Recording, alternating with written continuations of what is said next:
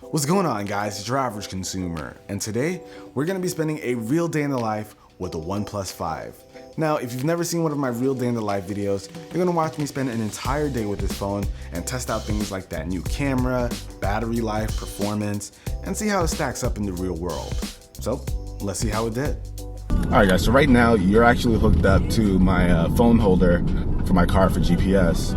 But I decided why not test out the video on the phone. We're shooting in 4K. The car is going to be a little bumpy since I'm driving in the road. So you can expect the optical image stabilization. You can expect the optical image stabilization to be kicking in here. But we'll see how that goes. But right now I'm headed over to the studio. I have a lot to do in the studio. It looks like a hot mess. It looks like garbage, I promise you. So a lot of cleaning to do, a lot of setting up to do for different parts of the studio, but we're gonna see in just a second. I might show you. Maybe I don't want to embarrass myself. So guys, I spent a good chunk of my morning talking to my mom on Hangouts. So say hi, Ma. So yeah, I've been talking to my mom for a good bit on Hangouts, and so far she says the video quality on my end has been super clear. So if you like voice chatting or video chatting, you don't have to worry about that front-facing camera doing you wrong. Mom's seal of approval. Go your average mom. Alright, so one of the first things I want to do is kind of talk about the design of this phone. First off, hats off to OnePlus, because this is probably their best looking phone yet.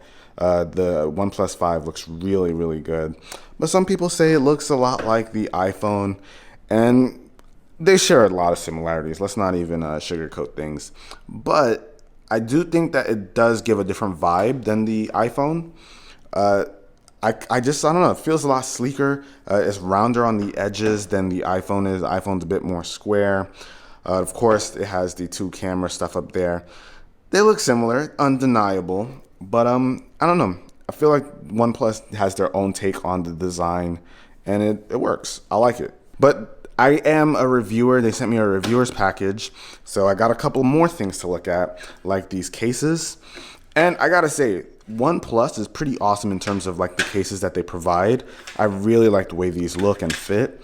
This carbon fiber one right here, this is what I've been using on the OnePlus for a bit. I actually really like that. But I also like this one, which has like a grippy texture to it. Their phones used to have this kind of design. I forget what it's called, but it makes the phone really, really easy to hold in the hand. You'd never really have to worry about slipping. And over here we have the OnePlus backpack. I don't know if they're trying to butter me up or something, sending me a backpack. You guys know I have a weakness for that, but I'm just joking. They sent the backpacks to a bunch of other reviewers as well. But this is cool that they really are getting into like the accessory game, stuff outside of just the phones. So this backpack is better than what they sent me last year. I could actually see myself using this. But guys, check out the current state of the living room-ish area of the studio. It is an absolute mess. So I've got to clean this up. It was far worse, but I did some cleaning the other day. This is kind of what it looks like right now. I got to make this into a setup. That one's pretty fine the way it is. I got to clean up some of those things around the corner though.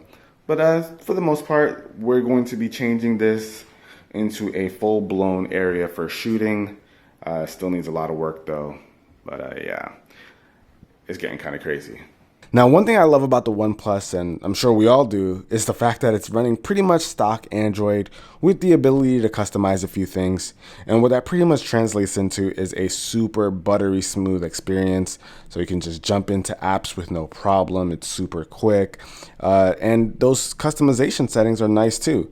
So as you see here, when you jump into the settings, it actually has its own little section here for customization. So you can change the little alert slider, your buttons, your on-screen buttons or physical buttons down there, gestures, status bar. So those are the nice little bonuses that you get for having a OnePlus.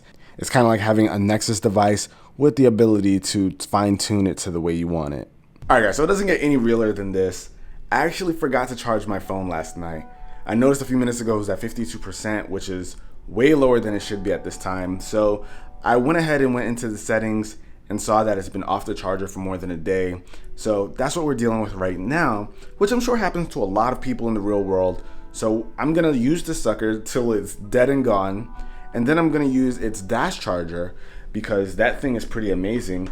And, you know, we're just gonna see how much this helps if you're in this situation. And don't worry, I know you guys like to know the screen on time and how the battery treated me throughout the day.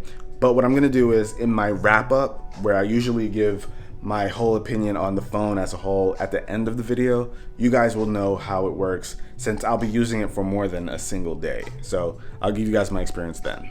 So it looks like the bulb from my little salt rock lamp over there has finally blown. So I'm gonna have to hit up a store and get a replacement for it. Hopefully I can find a store nearby and get this thing replaced really quickly.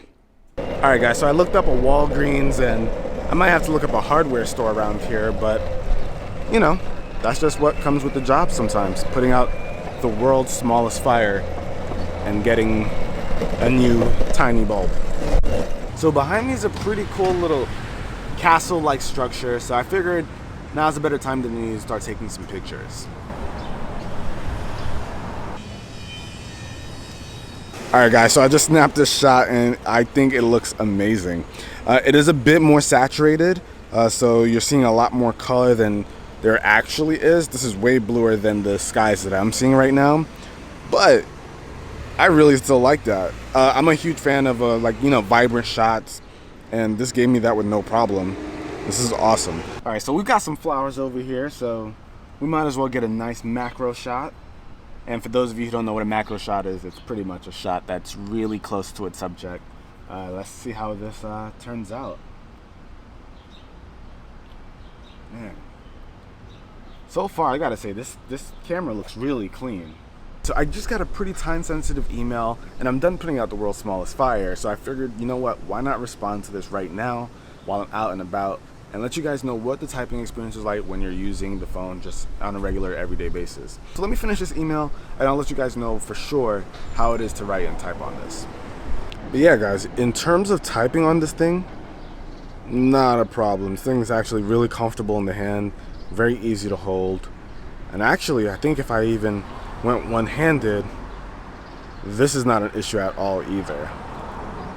So this is really good. In terms of comfort, holding the phone with one hand, doing your typing, whatever you need to do, sending out an email, I'm personally liking it. This isn't too big of a phone, so very, very comfortable. Alright guys, so I'm having some lunch. I decided to watch the latest episode of Boruto, and I gotta say, this display looks very, very good. Now, this is a 5.5 inch display. It's 1080p. Now, I know a lot of people will knock it for not having like a 1440p display, but honestly, I'm one of those people who doesn't think the 1440p display looks that different from a 1080p display when it comes to mobile devices. I'm sure if you're pixel peeping, you'll probably be able to find some differences, maybe. But honestly, I don't think the average person is going to be able to tell the difference by any means. And there's benefits to having a 1080p display rather than a higher resolution one like a 1440p. That being able to save battery. When you're playing games, it's not going to stutter as much because it's not pushing more pixels. It's a pretty good trade-off, especially when you get more battery and better performance. With the cat dragged in. It's messy in here. You got a show in here? Yeah. I told him it's messy. But yeah, so this one has been out and about at the mall doing her own thing. Not working, just chillaxing, shopping, getting some makeup. Anyway, some of us have to work here. All right, well, now that Ari's back, she can hold the camera. I'm actually going to be charging this guy because now it's at 19%. So we're going to see if this dash charge is worth its money. Why is it so low? Why is what so low? Why is it only 19%? Why is it 19%? I forgot to charge it last night. Oh my god. I know. I was to say, like, that has really poor battery life. No. So this has a 3,300 milliamp hour battery. So it should be pretty fine. It's a 1080p display, so it's not like it's getting a ton of juice sucked out of it. But we'll see how long it takes to charge. All right, guys, so it's been 30 minutes. I had 19%. Let's see what I've got now. That's crazy. Hold on, let's see. 79%. What? That's insane. 30 minutes.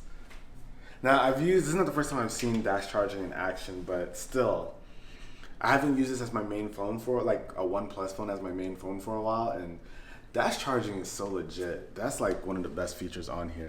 Okay, so since we have Ari here, we might as well check out the front-facing camera. Selfie time? Selfie time. Yes.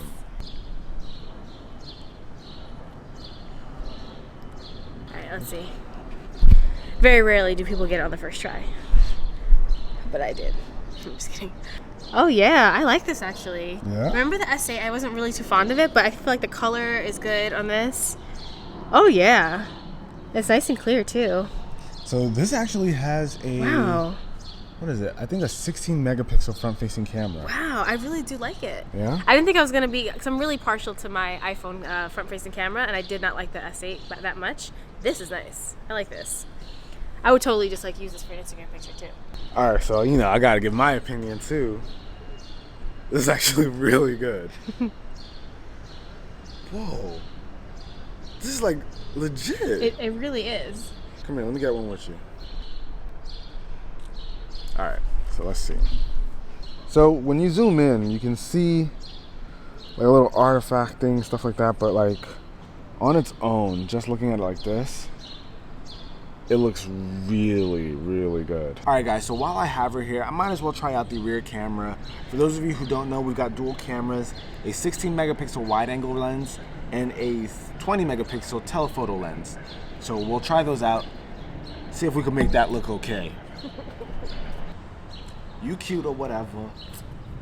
That looks really good, actually. Now, there's also a portrait mode, kind of like the one Apple has. So we're gonna give that one a shot too. You ready for this, babe? Yes. Oh, this is a very, very soft photo. Let's give it one more shot. Oh, that one came out much better. What are your thoughts? I like it. I really like the camera. Yeah? Yeah, I really do. Front-facing camera is A1, and the rear camera is really good too. So, good stuff, OnePlus 5. 5 stars, OnePlus 5. The OnePlus 5 gets 5 stars. Good job, 6. Now, you guys got to see a pretty real day with me and the phone, and of course I spent some more time with it after that before I got to this part of the video so I could give you guys my final thoughts. Overall, the OnePlus 5 did not disappoint. I was pretty happy with both of the cameras. If you couldn't tell, me and Ari were both really pleased with the front-facing camera, and the rear-facing camera I was able to get some really, really awesome shots. I did find that new portrait mode feature to be a bit on the soft side, but it still got the overall job done. Now, where I do wish things were a bit different is that instead of a telephoto lens, I do wish we got a really wide-angle lens. I find those to be a bit more useful if you want to get more into the shot, since, you can always do digital zoom to get a closer shot if you want. But honestly, that's the only thing I'd really change. And I personally really like the display. It's not gonna get a ton of credit because it's 1080p in a world of 1440p displays, but I actually think it does really well. There's honestly not that much difference between this and the 3T's display, besides a reading mode and a wider color gamut, but after coming from the S8 and still being able to enjoy this display, that says a lot. Now, battery life for me has been pretty average. I was able to get between 4 to 5 hours of screen on time, and even though this has a smaller battery capacity than the 3T, it has that new Snapdragon 835 chip, which is better at power consumption, so it's able to still keep up with a phone like that. However, when you're rocking a 1080p display instead of some of the higher spec displays, you kind of want battery life to be a bit better than average because you're making that sacrifice. But honestly, battery life becomes way less of a concern when you've got stuff like dash charging. The most confusing thing for me is justifying that price hike. OnePlus phones have been considered flagship killers for a while now because they give you some of the coveted features from higher end phones at a lower price point, but the OnePlus 5 doesn't quite do that. Other than the new cameras, everything else like the battery, display, even the performance are pretty much in line with what we've seen in previous models. And it kind of sucks to see that it's missing what we're starting to call standard features like water resistance and even an SD card slot. All in all though, if you're looking for a phone with a bomb camera, reliable performance in the now mid-price range, then this is the phone for you. But I don't know if it's really upgrade worthy if you're coming from one of the more recent flagships. But that's about it for this video, guys. Hopefully you enjoyed it. If you did, be the cool guy or girl that gives this video a thumbs up. If you plan on getting the OnePlus 5, let me know with a comment down below. Let me know how you like it if you already have it. But I'll catch you guys in the next one. Till then, it's your average consumer. Peace.